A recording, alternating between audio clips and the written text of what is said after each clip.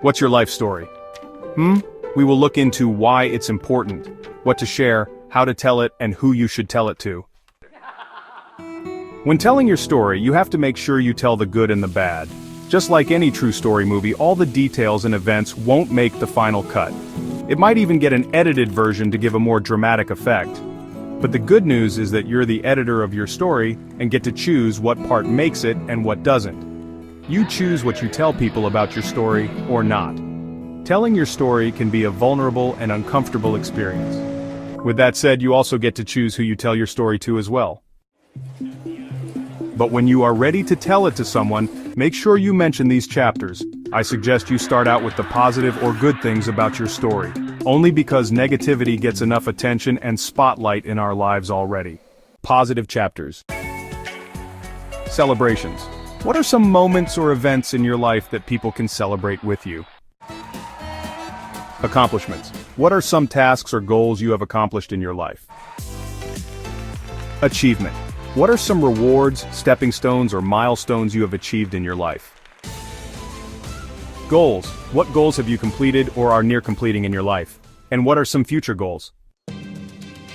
Proud memories. What are some proud family memories you can remember, whether it's your immediate family, cousins, mother's side, or father's side of the family? Business ideas. What are some business ideas that you have thought of, that you have put on the shelf for whatever reason or have thought about lately? Words that describe you now. What words can you use to describe your mentality right now? Negative chapters. Struggles. What do you struggle with right now or have struggled with in the past? Improvement. What are some things you think you can improve on in your life right now? Regret. What are your deepest regrets from your past? It may be more than one. Trauma event. Is there any event that happened in your life that has left any trauma or residue that you're still dealing with today? This topic is normally not thought of or recognized until someone asks the question or recognizes it for you. Bad memories. What are some bad memories that you can think of in your life? Unlike trauma, bad memories are just simply things that didn't go your way, things that scared you, or didn't go as planned that you remember. Failures. Can you think of any failures you have had in your life? Unreached goals or failed attempts you have made in the past?